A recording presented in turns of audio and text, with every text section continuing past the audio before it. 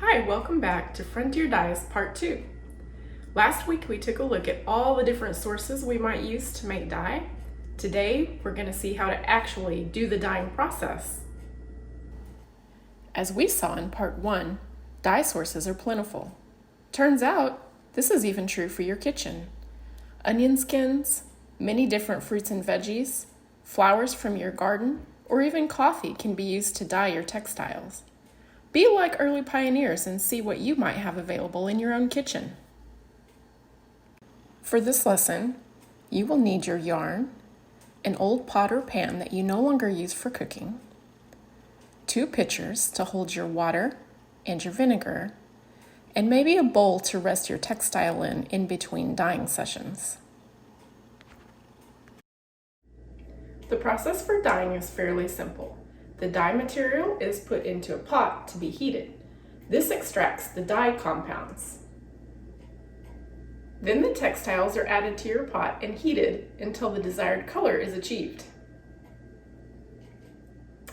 Many natural dyes require the use of substances called mordants to bind the dye to the fabrics. We'll talk a little bit more about that in just a second. The mordant dye I chose to use today is vinegar.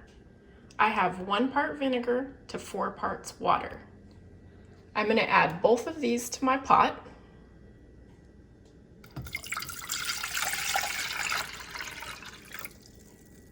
And I'm going to simmer this solution for about an hour before I'm ready to put my dye onto the textile.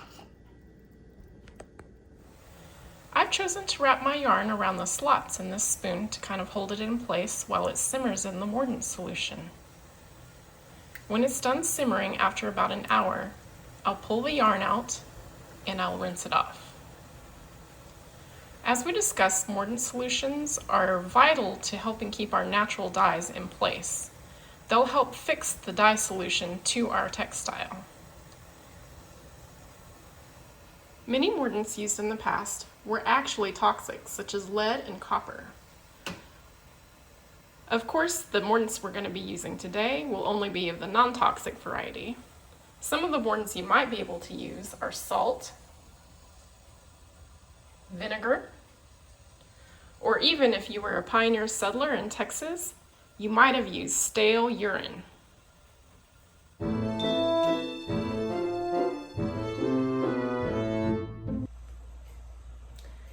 After taking a look at what kind of dye supplies I might have around in my kitchen, I've decided to use what I have on hand, some coffee. So while I'm waiting for my textile to be finished in my mordant solution, I'm going to brew a pot of coffee. Let's see how this goes. The mordant solution has been boiling for about an hour, so now I'm going to go ahead and rinse that solution off of my textile.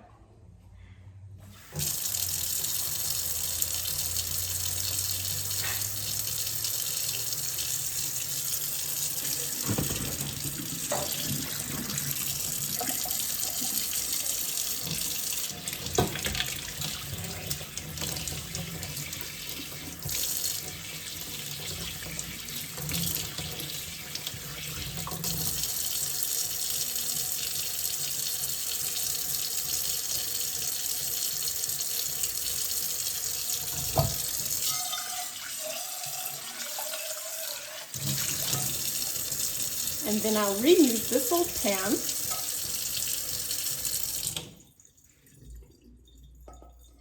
to let my textile sit in the dye solution,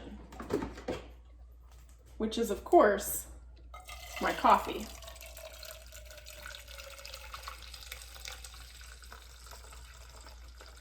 I'm going to let this sit in the dye solution for quite some time.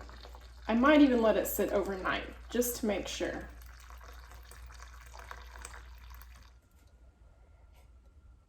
There we have it. I'm going to leave this wool to sit in the dye solution overnight, and then we'll check on it in the morning to see what sort of a beautiful shade of brown I've gotten. This morning, I definitely have a nice coffee-colored stain on my yarn. I'm going to pull this out and let it dry to see the final color. Here is my final color next to the original. It's a nice soft brown compared to the white. I'm happy with it. I hope you are happy with yours too. And please join us next time to see what other pioneer skills we can learn.